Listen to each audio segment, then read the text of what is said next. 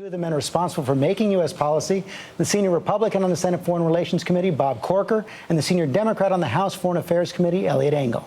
And Senator Corker, let me begin with you. You've resisted calls to suspend U.S. aid to the military, saying the U.S. has to be a voice of calm. But can you still justify continuing U.S. aid in the face of not only a coup, but this crackdown? Well, look, I think the actions of the last week, no doubt, are going to cause us to suspend aid. And I think it's at the same time a time for us to recalibrate and look at what is our national interest. There's no question that we overestimated what our leverage was, and we've underestimated the leverage that Saudi Arabia and UAE has had on this government. And Senator, let me just stop you right there. So you've switched your position. Okay. You now believe it's necessary to suspend the aid?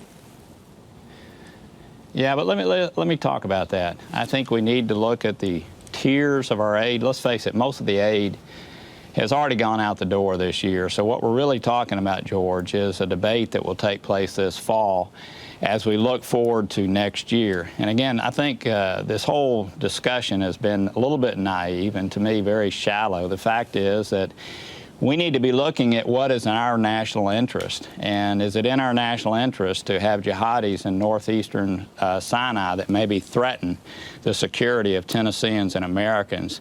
Is it in our national interest when we have 4.5% of the population and 22% of the world's economic output to ensure that we have priority passage in the Suez Canal and that we continue to have good jobs for Tennesseans and Americans? So I hope this debate will shift. It'll shift to a place where we're pushing, obviously, for the government to act responsibly. Look, I condemn what's happened with the military, but I also condemn what, in essence, was a political coup by the Muslim Brotherhood. That's why and we need to move this debate along, and this fall, hopefully, again, focus on what is in our national interest. And there still are things within Egypt that are very much in our national interest, and we need to keep the lines of communication open. That's why it's been such a difficult balancing act for the administration and for all U.S. policymakers. But Congressman Engel, let me bring that to you. Do you agree that now is the time to begin to suspend U.S. military aid to Egypt? No, I don't. I think it's a time to see what the next step should be. Obviously, we cannot let what's been happening just happen, but I think we have to be very careful and not cut off our nose to spite our face. These are very, very difficult choices. I'm very unhappy, obviously, with the crackdown, but we essentially have two choices in Egypt. And that's a military government, which hopefully will transition as quickly as possible to civilian government, or the Muslim Brotherhood. I don't think the Muslim Brotherhood is a choice. Now, it's very disconcerting that the generals, the military, have not listened to us, but I think we need to keep it up. I think we need to talk to them. We need to try to influence them. And while it's true that we may have less influence over them than we had before, we still have substantial influence over them. They use our military equipment. I don't believe they want to blow up the relationship. It's a little bit bizarre to understand why they're doing what they're doing, but I don't think you throw the baby out with the bathwater. Egypt's an important country, and I think we have to be very, very careful before we willy-nilly just cut off aid. At the same time, Senator Corker, it seems like the entire region is in crisis right now. I know you're just back from the Syrian border in Turkey, back from Jordan, back from Iraq. You've got conflicts in every one of those countries right now. And at the same time, it seems as if Secretary Kerry is investing a great deal of time in the Israeli-Palestinian peace process, which often seems like Groundhog Day. So does the administration, in your view, have its priorities straight here?